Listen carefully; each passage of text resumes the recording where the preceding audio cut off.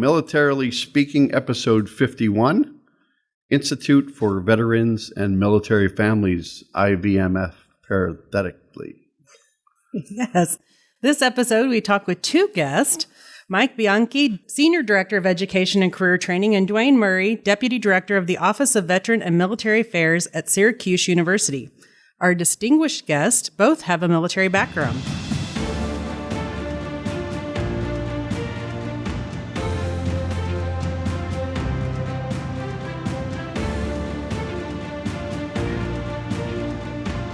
Welcome to Militarily Speaking, brought to you by Armed Forces Bank. This is Tom McLean and Jodi Vickery. I'm the Regional Military Executive for Armed Forces Bank, and Jodi is the Executive Vice President, Director of Military Consumer Lending. So now we segue into introducing these awesome guys. Gracefully, yes. There's a lot of important things to tell you about them. This is all not new information to Mike and Dwayne, but so bear with us for just a second. I want to tell our audience just a little bit about you both. Mike Bianchi is the Senior Director, Education and Career Training for the Daniello Institute for Veterans and Military Families, IVMF. Mike served in the U.S. Army for 28 years. Thank you so much for your service, retiring in 2015. During his career, he made numerous worldwide deployments, including assignments as Recruiting and Operations Officer and Professor of Military Science, Army ROTC at Syracuse University. Mike joined the IVMF team in 2015 as the National Program Director for the DoD SkillBridge program, Onward to Opportunity. As Onward to Opportunity senior team member, he oversees program delivery on 19 military installations and online training for distance learners. Onward to Opportunity trains over 10,000 participants yearly on technical and soft skills, serving as a gateway to employment in over 50 different in-demand career fields. He's a 1994 graduate from the Southern Illinois University and has a Master of Business Administration from Webster University. Wow. A little bit about Mike. Yeah. I know. I'm going to feel wholly inadequate by the time I get to the bottom of both of these. I know. Do you want to add anything that's changed in the last 24 hours for yourself or not? Well, we're getting a false spring in upstate New York. We can add that. It's 60 degrees today. Wow. But other than that, We kind of are too. We're at 75 here, which and it's is going to be weird. 19 tomorrow, which is, sort of a bummer. we do drop back to 29 tomorrow. So, but I'm going to take advantage of today. So that's what's changed in the last 24 hours. Yeah, but when you guys get like 18 to 24 inches up there, that's like 2 for us here because you deal with it. They still go to work, go to school. Here we'd be shut down for a month and a half. Yeah. All right, let's talk about Dwayne. I'm going to talk a little bit about Dwayne Murray. Dwayne is a native New Yorker from White Plains, New York. And a Washington Commanders fan. This thing we don't speak of. He enlisted in the Army out of Syracuse Recruiting Battalion immediately after graduating from Syracuse University. Prior to returning to Syracuse University, Dwayne spent 25 years on active duty in the United States Army. Also, thank you for your service, both as an enlisted soldier and officer, and he retired as a lieutenant colonel in 2022. He served in the 1st Infantry Division, 7th Infantry Division, 18th Airborne Corps, 1st Corps, U.S. Army South, U.S. Army Recruiting Command, USAREC, U.S. Cyber Command, U.S. Army Cadet Command, and the National Security Agency, or NSA. He served in a lot of places. That's a lot of numbers you threw out there, too. It is. It's all very impressive, actually, if you know where all those places are. Dwayne's command experience includes 293rd Signal Company, Republic of Korea, 1st Corps Signal Detachment, JBLM, Washington, and the Ordnance Training Detachment, Fort Gordon, Georgia. He has deployed to Bosnia-Herzegovina, Iraq, and Afghanistan. My husband was in Kosovo. We'll have to compare dates and times, yes? Absolutely. And see if they were overlapping at all. Dwayne is a graduate of Syracuse University with degrees in sociology and information studies. He earned a master's degree in management from the University of Phoenix and a graduate certification in organizational change in higher education and a master's in higher education administration, both from the University of Louisville. I am wholly inadequate. This much we have established. Tom McLean lives in Kansas City. Tom McLean. Okay. Yeah, comes to work every day. Welcome, Mike and Dwayne, to our podcast. It is an honor to have you both on our show. Obviously, distinguished guests, that goes without saying. So welcome, both of you. Thank you. I appreciate it. Thanks so much. Very much. Yeah, you bet. We always like to allow our guests a little bit of time, just right at the top, to just share a little bit about your organization. And maybe very early on, it'd be good to distinguish between the two different offices that you both represent so that we have good clarity around that for our audience as well. Sure, great. What I think we could do, Dwayne, is we both work for Syracuse University, so I think we start there. And I think as we move down, I think it's appropriate, Dwayne, for to really talk about Dwayne's work over at the OVMA, and then I'll come in afterwards and talk about the Daniello Institute. Yeah, sounds good, Mike. As Mike said, first of all, we both work for Syracuse University, which is a fantastic, awesome, wonderful institution to be a part of, right? And we have a long storied history of our connection to veterans and the military connected students. It actually goes back in my recent research to '03. I know we'll talk about some history. We've talked about some history before in terms of World War II and the Battle of the Bulge and how the end of World War II and the creation of the GI Bill really changed the dynamic for Syracuse University. But back in 1903, the first student veteran graduated from Syracuse University, a gentleman by the name of William Herbert Johnson. And he graduated in 1903 from our law school. He's a Syracuse native and went to Boston as an undergraduate student, but he's a Spanish-American War veteran.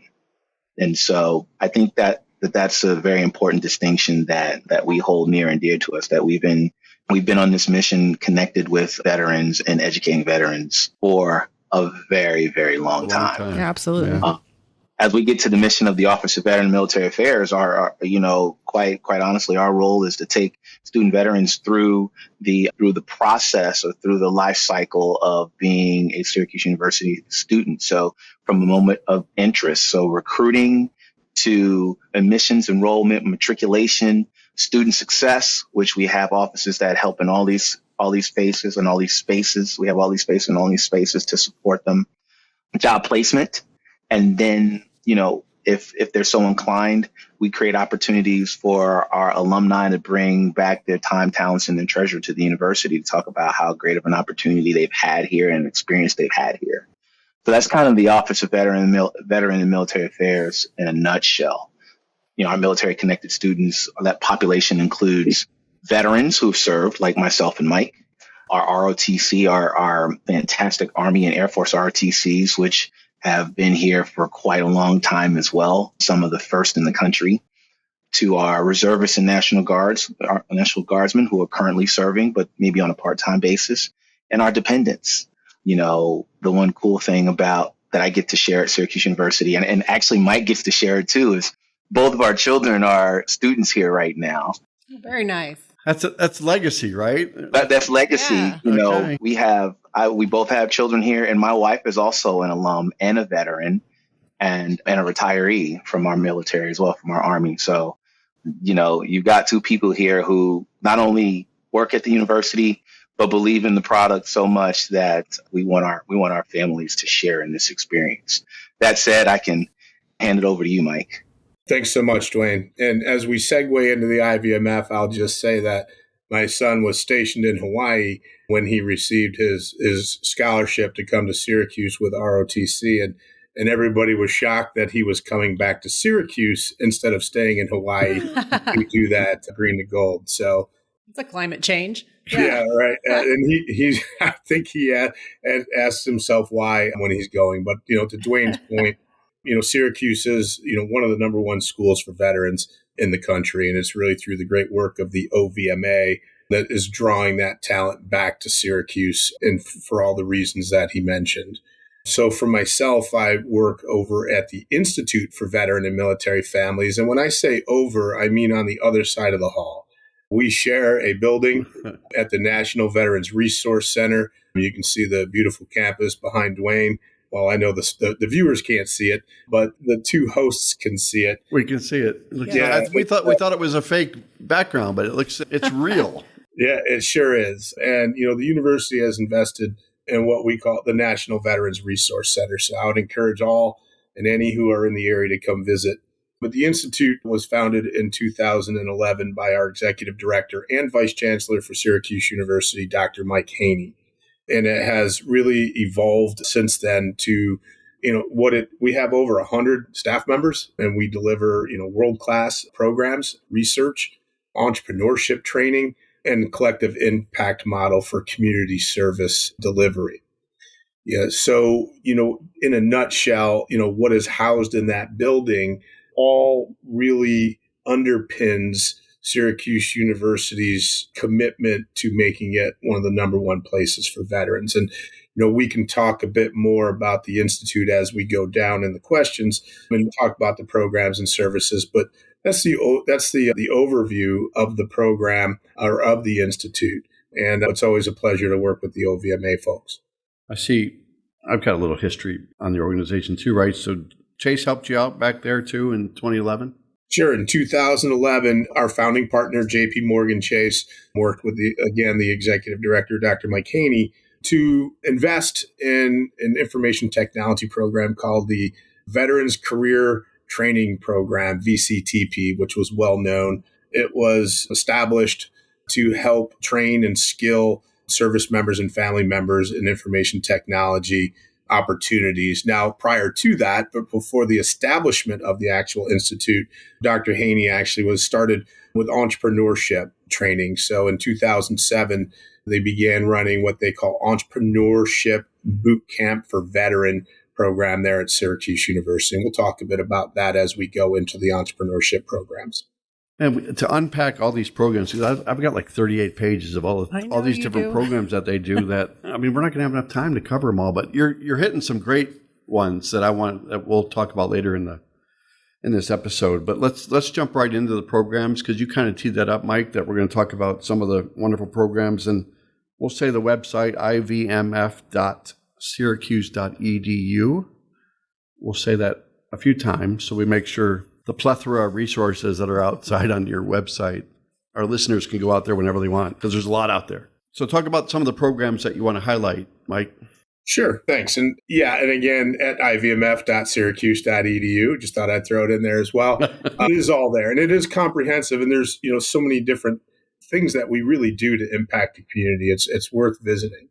And I do want to, we'll tie it all in at the end of really what the university is doing as well and some of their programs to reach the military community. But really everything that we do is driven by the research and policy and analytics of the Institute. So at the Institute, there is a powerful research department that continues. There's actually a digital library on there. And again, I would encourage listeners to take a look at that digital library. If you have questions when it comes to entrepreneurship, employment, education for veterans, military spouses, dependents, this is a great one-stop location for that research. I can tell you that as I was learning the job that I'm in now, and I was looking for research, it always took me back to the IVMF. And and as you go around the country and you meet different organizations and partners, we're well established in our research and policy, and that digital library is a great resource for anyone who is interested in that. And so all the programs that we do are really, born in that research. What's driving, what is the need? What are we trying to solve? What's the problem we're trying to solve? And how are we committing to facilitating the employment for the military community? So, for myself, I'll go, I work with the career preparation and training portfolio. So I'll quickly talk about the entrepreneurship, and we can always make introductions to the directors there as well. But at the IVMF, as I mentioned, from the earliest days of 2007, it has been committed to really supporting veterans and their families when they navigate the entrepreneurship journey. They've been doing it now since 2007, and they've served well over 100,000 veterans. And they really provide from the full spectrum of entrepreneurship success within those programs. And there is a significant number of programs aside from the EBV, but it goes from ideation to those who are successful veteran-owned business owners. So it could be whether it's looking for capital, how to raise capital, how to go from ideation to actually establishment, mentorship. So there's a significant number of events that they do each year. Highlighting one is the Veteran Women Igniting the Spirit of Entrepreneurship. That's called VWISE. And that is hosted in different cities around the country each year for those female veterans and military spouses who are interested in starting their own business. So that's just an example of what the entrepreneurship portfolio does. And then, of course, we have the community services aspect of what we do. And that is really a coordinated care network where we serve as the thought leader, working in these different communities, bringing these resources together, vetted resources of partners and dedicated providers who are going to serve the unique needs of those that enter into whether it's housing, education, employment, religious needs, whatever it may be. There is each of these communities, it's a coordinated care effort so that it's no wrong door. So as you enter into an America Serves network, you will be served and ensured that you are taken care of and your needs are met. And again, for us, the career preparation and training portfolio, Onward to Opportunity, we have been around since 2015. We are at now 18 different military installations and serving over 70 satellite installations, as well as doing that online. And what we do online and at those installations is we provide employability skills training, access to industry-recognized credentials and curriculum, and connections to employment services, really to ensure the successful navigation to a meaningful career post-service. We serve not just those that are transitioning out of the military, but we also serve veterans, members of the National Guard and Reserve, and spouses of each of those populations. So in a nutshell, if you can say that that's it. I know. Yeah. That's a very full nutshell. In 2014, so Syracuse University was named the best place for veterans. Were you tagged with that a decade ago and you still have that tag? So I'm going to let Dwayne answer that one. I'm going to say a decade ago because I was the professor of military science at the time, 10 years ago. And I would say that I'll just share still a little bit of Dwayne's thunder. As Chancellor Severud was coming on board as the new chancellor, he made one of his core strategies to become the best place for veterans. And it was really in 2014 at that time, it shocked those that were sitting there. And he has, really made true on that promise. So Dwayne, you can tell the audience when we started to get those titles, but we certainly have since 2014. It's night and day, really, on what it means to be a military connected on the campus. Right? Yeah, to Mike's point, to have someone so senior in your organization really put a mandate on the organization to say, we will be the best place for veterans, or that we'll be the best in this competitive environment, really says a lot about the commitment. But what he was able to do was really look back at the research and look back at some of the things and how we've been tied historically to the veteran, to educating veterans and the betterment of their situation. We have been consistently one of the top programs in terms of the best place for veterans survey, which is provided by, I think, the Military Times. The space has definitely changed and it's important to note that we are still, as Mike said, the national exemplar in terms of research and just where we're taking the idea of belonging and connecting with veterans. And so what I get to benefit, what my office gets to benefit from is, our own in-house research institute, essentially, where we get to look at things and potentially implement some things that other institutions are concerned about and that we're concerned about as well. So it's a yin and yang. We get to feed some information about what's going on with our student veterans and where they want to go and what their interests may be, especially when you talk about workforce development. I mean, our office has a much longer pipeline in terms of their development, right? Because folks are here to go to our population, our student population is focused on earning their degrees, vis-a-vis a workforce development and upskilling certificate. And so the turnaround rate from a veteran going into an IVMF program and a degree seeking program is a lot longer, right? But we get the best of both worlds in that scenario. And so it's interesting that Mike says we're right across the hall because we get to really share and collaborate a lot. But to your point about best place for veterans, we are consistently in that space right now, and we are definitely consistently nationally recognized as best place for veterans, a venue, a location, a destination for veterans. And it's going to get even better as we continue I was going to say that if the two of you are involved in this, you're never going to lose that top spot. Yes. That's for sure. You can't give away that throne. So I didn't. It wasn't in my bio because Dwayne hasn't been in my class, so he doesn't know he needs to shorten his change of command bio up for the civilian side. Mike, I heard it and I was like, whoa, that's way too long. So Hey, I got it all out right, though. Noted. Oh, it was Yeah. fabulous. Yeah. But, we both have recruiting experience as well. So, Oh, very good. Yeah. Very good. I want to build on the question that Tom just asked about the history of the organization a little bit and maybe change it up a little from where we were going to go originally. So you've talked about the storied history, the storied past, and it's clear that you've received recognition and accolades for that. And I think you'll continue to do so. No question about that. But feel free to fill in any gaps about that history for sure. But what is the process that you are going through to continue to evolve and meet the needs of veterans present day, right? So that history didn't just happen. So you didn't just become a destination for veterans and stagnate, right? You've continued over decades to evolve and meet the needs as they've changed. And I have no doubt that you're going to continue to do that. So maybe a little bit of a different spin than where I might have gone originally, but I'd welcome either of your thoughts on that. Sure. Yeah. So I think that first of all, our strategic planning and really looking at what student veterans or what veterans need. And that really drives our requirements. What do they need?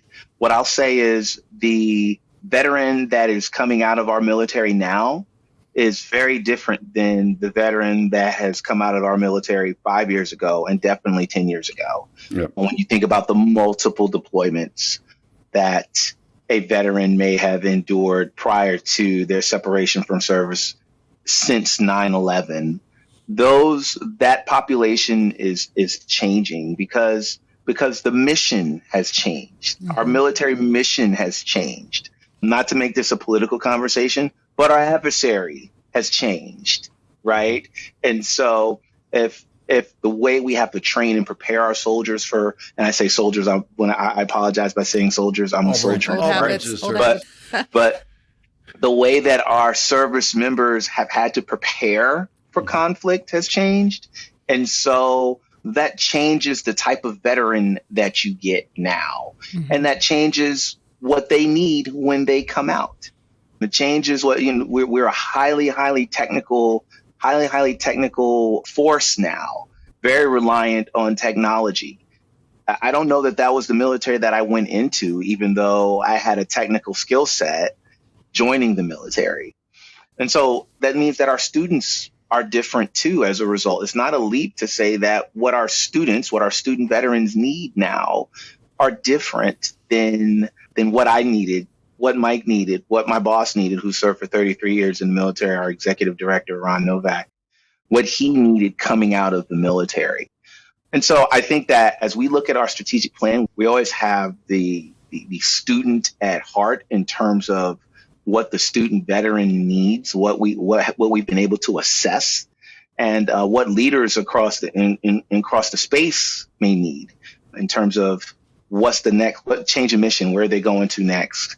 Mm-hmm. So I think that's how we try to keep our competitive edge as an institution, right? And that's how, in terms of catering to our veterans, I think our student veterans, I think that's part of the secret sauce. What do you think, Mike? I agree with everything for Syracuse University and the work that they're doing at OVMA.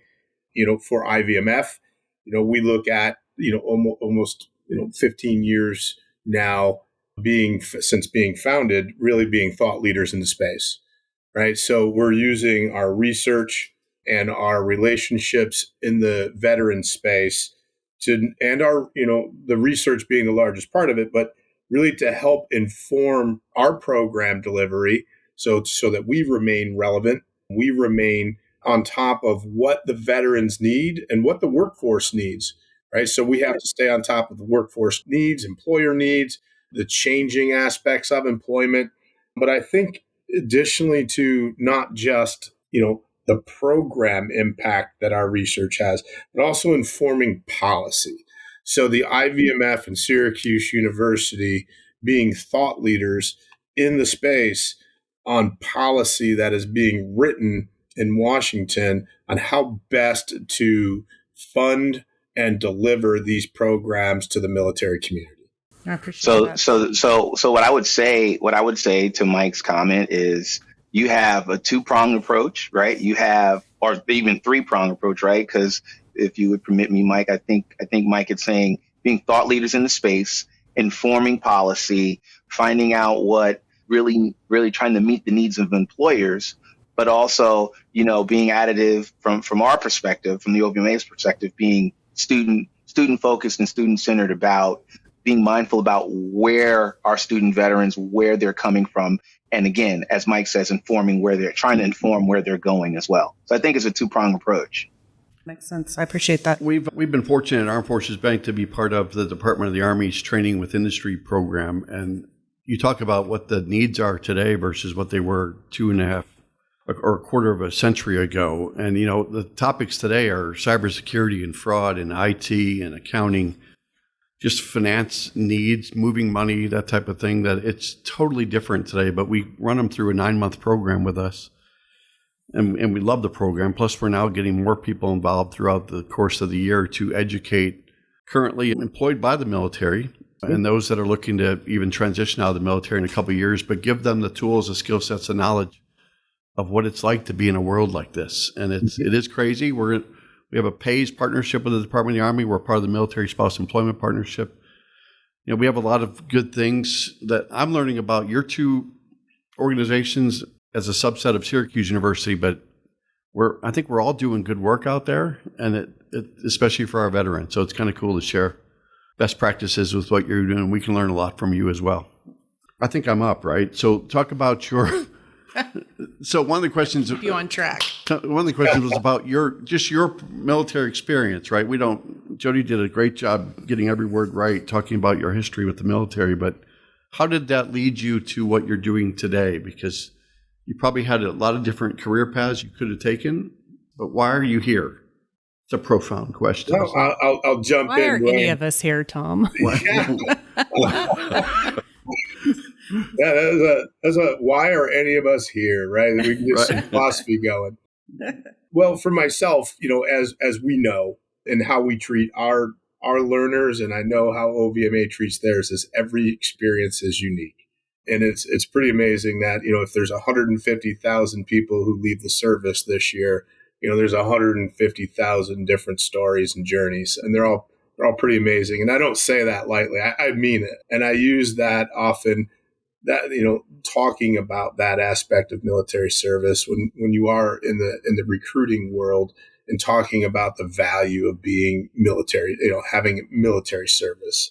So for myself, as I mentioned, I was the professor of military science, which means that I led the ROTC, the Army ROTC there at Syracuse University.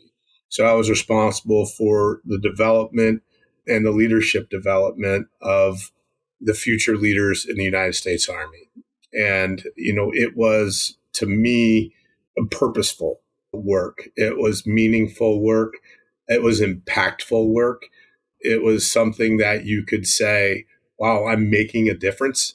I'm making a difference, not even individually in lives, but down the road where I'll never see it. But how you infuse leadership into someone who is listening and learning will have a ripple effect in years beyond. And so when I heard about the opportunity from, Dr. Haney, what they were building, and I don't want to say opportunity too many times, but it just happens that our program is Onward to Opportunity. In fact, I approached him and I told him that I had interest in the program. It was very much just starting.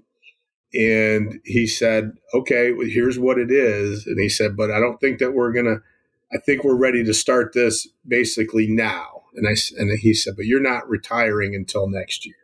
And I said, well, I'm going to go back and I'm going to put my retirement paperwork in now because I feel like the train is leaving the station and I don't want to be on the caboose. And that's how I felt about IVMF was doing. And I mentioned the work as the professor of military science because it's the same type of work here, right? We're enrolling over 10,000 learners into Onward to Opportunity each year.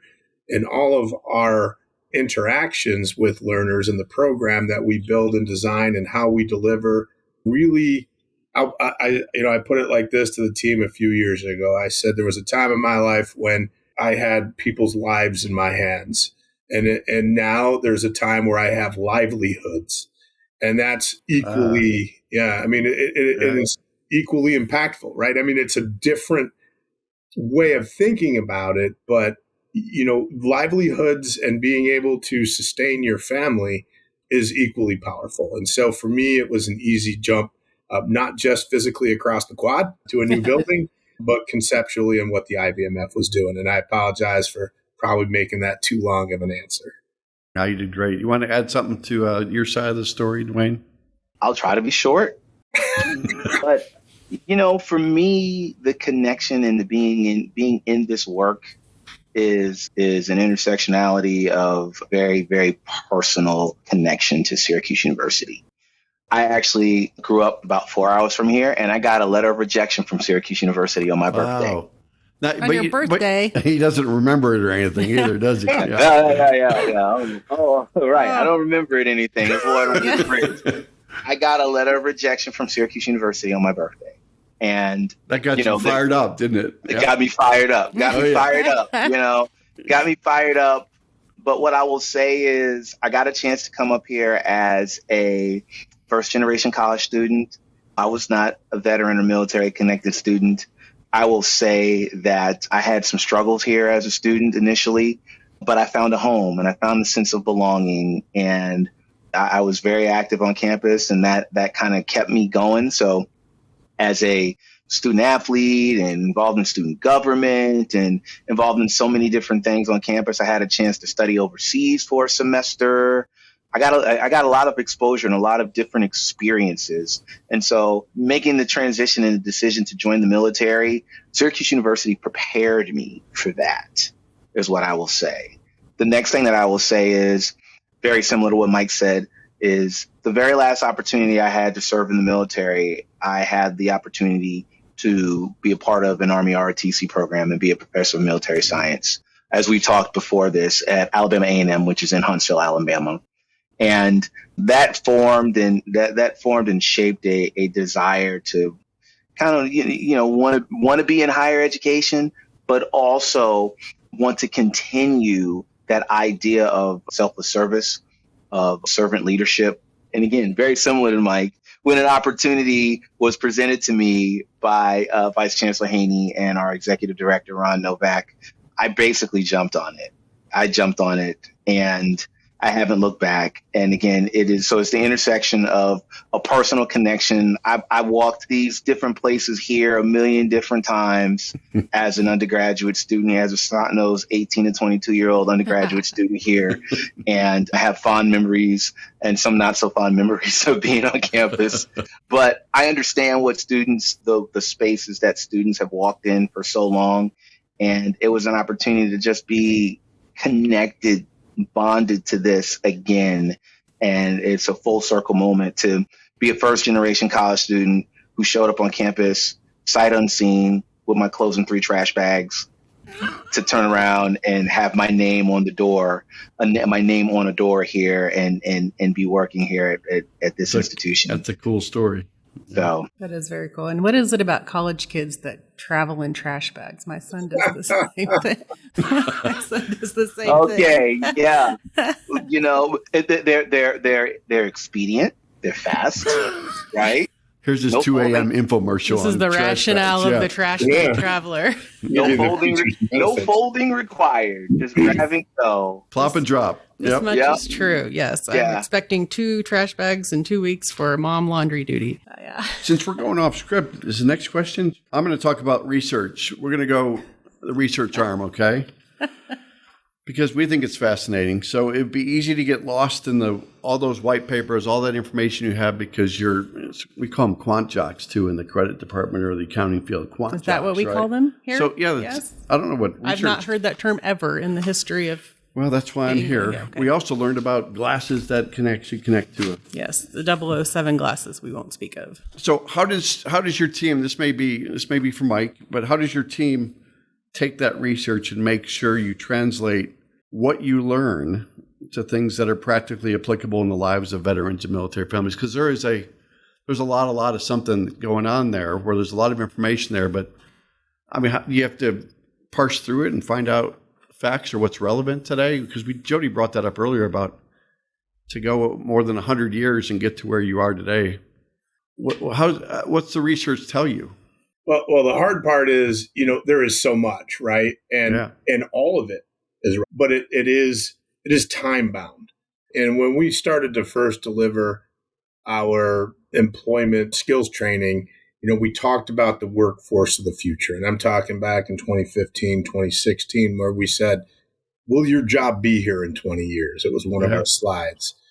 And we've all experienced in our 2 years of house arrest that, it expedited. And our slide now that's not a political statement. That's just a tongue-in-cheek statement. So I'm not crying over those 2 years, but I'm laughing about them. That's okay. I was there with my children. We can call it house arrest. Yeah. It's funny. I was actually locked up in my house longer than my first enlistment. But back to the point is, the research, we are now expedited in everything that we're doing. So it is no longer now, will your job be here in 10 years, or what are you doing to remain relevant? It's now using that research to stay relevant and using it on a continuing basis, right? So we have a third-party validation. We're the only SkillBridge program that really has a third-party validation about the impact of our interventions. And so we're able to talk about what we do. And I think this goes to one of your questions towards the end. We have a tough model in Onward to Opportunity. We do not charge any of our participants for enrolling in our program. And so, when we talk about the research, we talk about how do we make that research a reality for delivering meaningful content, but also working with and attracting employer partners as well as philanthropic community for us to allow us to continue to do this work. So we're able to leverage some of that research to make sure that we're continuing, not just in our career preparation and training, but it also, as I mentioned earlier, informs our policy discussions, on how we're working with different organizations to inform policy decisions that are being made down in DC. But I think, having the research, I'm going to infuse, part of the answer is, for those that are in this audience should understand the Clausewitzian stool from Clausewitz, right? So there is the three-legged stool. Yep. And if you don't have a third leg, you're going to fall down. And I think what uniquely positions Syracuse University and the Institute with the research is we have that stool with the seat being meaningful employment. What does that mean today? What is the workplace telling us? What is the workforce development telling us? They're telling us that higher education alone is not enough to get you a job. We see that in the news articles. We see that in what employers are saying. We also know that just coming out of the service, being a veteran alone is not enough. So that's the second leg of the stool. So you have, the first leg is higher education. If you have that piece, that's fantastic. Now, the second leg being the skills and experience that you have gained inside the service, the soft skills, the teamwork, collaboration, innovation, you name them. We have all those out there. And what we do in our program and others like us, we refine that experience and help you shape and communicate that experience in a way that is translatable in the civilian workforce. And then the third leg of the stool is the credentialing, right? So we know that credentialing alone is not going to get you the job. Your experience as a veteran is not going to get you a job. The piece of higher education is not going to get you a job. So we're transitioning into a lifelong learning model for the workforce. I wouldn't say we're transitioning. It's been around for decades, but it's becoming a more imperative now for everyone to adopt a lifelong learning model if they want to remain relevant and employed. And it really involves those three legs of the stool. It involves your experience, it involves a credential, and it also, like what Onward to Opportunity will give you, and it involves higher education, what Syracuse University can give you. And I'll use that as one last, I know we were going to talk about it, but that education piece The College of Professional Studies there at Syracuse University is offering online degrees for those members are in the service, right? That they're offering it at the tuition assistance rate. So that's $250 a credit hour, which is significantly reduced from what it costs for a credit hour at Syracuse University. And, a secret that we've already talked about that I have, my son's at the school, he used that while he was in Hawaii to get his associate's degree and then transition to Syracuse University. So what I'm saying is, combining those three with an institute and a university like Syracuse that's offering tuition assistance rate and discounted rates for spouses and DoD employees to enter into their online curriculum, you now have the third leg of the stool, that higher education. And all that is going to lead to meaningful employment. And to cap it all off with the beginning question about research, it's all driven by research. Oh, you just went full circle, didn't you? I know. Well done. Well done.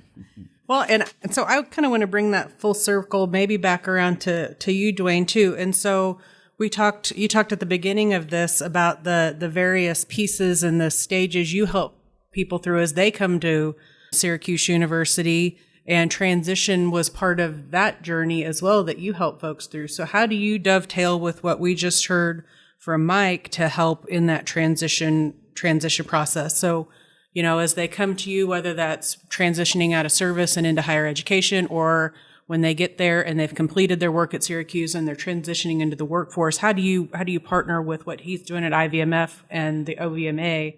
How are you working together to the good of the whole there? Yeah. So, in terms of being into that spoke that talks about education. So we help our student veterans transition here safe and sound. And so we want our student veterans to feel a sense of purpose and resilience. This is a new space for a veteran. They arrive here and they may have the confidence and the courage, but how do you connect them to the resources that are available on campus? One thing that we know about our veterans is they may have issues asking for help. They may have a feeling of a loss of sense of belonging. What we know about the military is it's a very hard or very strongly identifiable culture, right? It has a very strong sense of identity. Our military does. Just think about all the units that you listed. That was way too long in my bio, right? I'll fix that. I'm the newbie on the retirement block, so yeah, I got to fix that. And so we want to help them feel a sense of belonging. We want to break down any barriers that impede them from being a part of the institution, of the university, right? And so we provide those opportunities. We connect them with tutoring. We connect them, something simple like a student veteran, most likely, just to Mike's point, and of his son and my son as well. Both of our children arrived here as transfer students. Now, if I heard you correctly, Mike, your son has an associate's degree. Is that correct? Mm-hmm. Right. So does mine. So what that means, and just imagine, now his son is a veteran, my son is a dependent, but they came here as transfer students, which means they only have 2 years to figure this out before, they go off into the wild blue yonder. Before so we're really adulting, yes. Right, before they start really adulting, and they're collectively off the Bianchi and Murray support plan, ideally, right? Yes, that's the goal. But so we have to get them to a place where if you were here for the first 2 years, you had some time to figure it out. You had time to do an internship. You had time to, pick a major, change a major. You don't have a lot of time. Yeah, a couple times. You don't have a lot of time to do that. And so what we find out is our student veterans are actually, most of them are actually pretty focused, but, we have to help them navigate the space in terms of, we don't have a lot of time to help you connect to resources and tutoring. You don't have a semester to waste. And so we want you to take these opportunities. We want to break down any barriers that prevent you from getting into the space and experiencing being a student, but also getting what you need to walk away with. So our office also has an office of veteran career services. And so we do immersion trips and we sponsor career networking nights. We recently sponsored, our director in that department recently sponsored an etiquette dinner. And so these are all one-off opportunities that our veterans get exposed to, our student veterans get exposed to while they're on campus. And again, in a very condensed time frame, 2.5, maybe 3 years at best, that they have on campus to really figure these things out and really be in a space where they feel comfortable being on campus and transitioning on campus. They have unique challenges. They have a family. Some veterans have a family, right? Yep. And so how do you create when I was coming up, internships, you could get an internship, but it's going to cost you because they're not going to pay you. Right. Yeah. Yes. And so ideally the best experiences actually used to fit in that space. The privilege was to intern with this fantastic company. And so we have an internship award that would supplement the idea that, take that great internship opportunity that in this day and age, like we said, different student, almost seems mandatory that you have an internship experience. To Mike's point about what type of experiences differentiate you from what's happening now. And so here's an internship award that'll help literally sustain you, right, while you take that opportunity. So our office has a bunch of different menu of options and collaborations across campus to help with resilience and student success and belonging. And then, like I said, the no joke career placement and moving on and just really keeping you connected to the university after the fact. Well, you've both been very generous with your time, but at the risk of overstaying our welcome, I do want to give you the opportunity if there are things or programs we haven't thought to ask you about or that we've maybe glossed over and we shouldn't have because we didn't know better. Are there things that you'd want to highlight today as we wind down our podcast? I got to get Dwayne here because he mentioned he was going to say we're going to get into the GI Bill and all that stuff. I feel badly about that, but in the same vein, you said you were a student athlete. What sport? Oh, yes. I ran track. Oh, this is not something Tom or I do. Was that in your bio too? No, I did not put that in the bio. Because I got to add that I was a rugby player in there. I think I didn't necessarily football without the pads. I definitely got schwacked. Yeah, I ran track, and my wife, when she did ROTC here, she was a nursing student, which is totally difficult. She's a nursing student and a cheerleader. So she did ROTC, nursing, and cheerleading. Yep. That's the three-legged stool right there. That's three-legged stool. That's three-legged stool. Well done. And I'm winning. And for the record, I'm winning every day because I definitely outpunted my coverage. I've got an awesome. That's how I'll end my comment. Thank you, Mike. The one thing I want to say is I got an awesome wife that is far surpasses the awesomeness that I possess and the excitement I have for this organization. For $20, we'll cut out this clip and send it to you, and you can make it your ringtone. That's right. Only $20? That's a steal. Listen, I'll give you 50 to just cut it out, period, so he doesn't get credit. I don't know. We can totally be bought. And we I'll can give talk you 100 later, if you say one for my wife. Okay. So it all comes around. Oh my goodness. What a treat. Let's do the military minute. Yes. So bear with us one more second, y'all. We are going to play the military minute. If you don't mind, it is a fun little, we call it fun little game we like to play.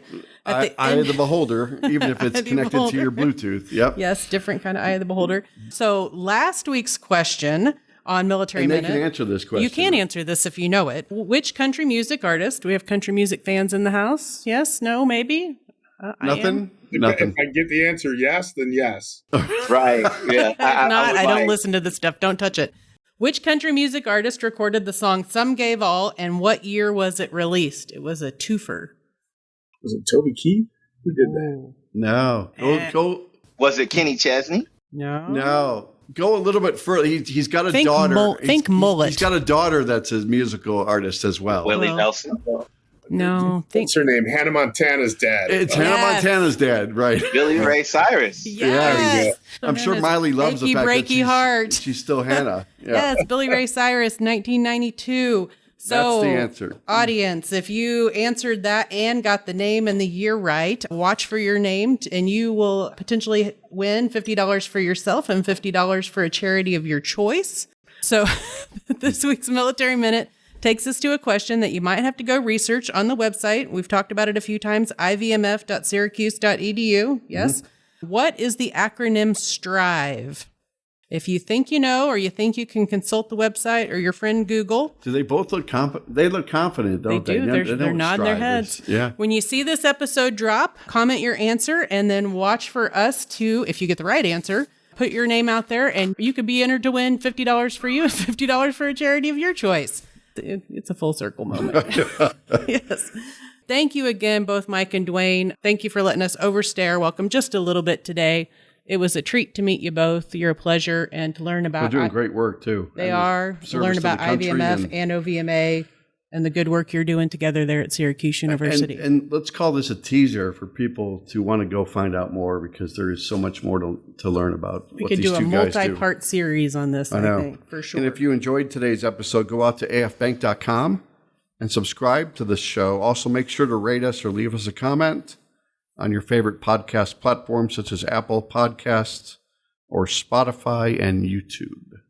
Oh, I forgot to say, if you enjoyed today's episode as much as Mike and Dwayne did, right? Yeah. I don't think anybody can enjoy this episode as more as me and Mike. What do you think, Mike? I appreciate being invited. I know that we're still on, but thank you for the opportunity. My colleagues are always happy to come and join as well. And I appreciate you allowing us to be collegial in our fun. And thanks for letting us join and share our story. You bet. Awesome. Happy to do it. Thank you both. Thank you both. Thank you, guys. Bye. Bye. Bye-bye. Take care.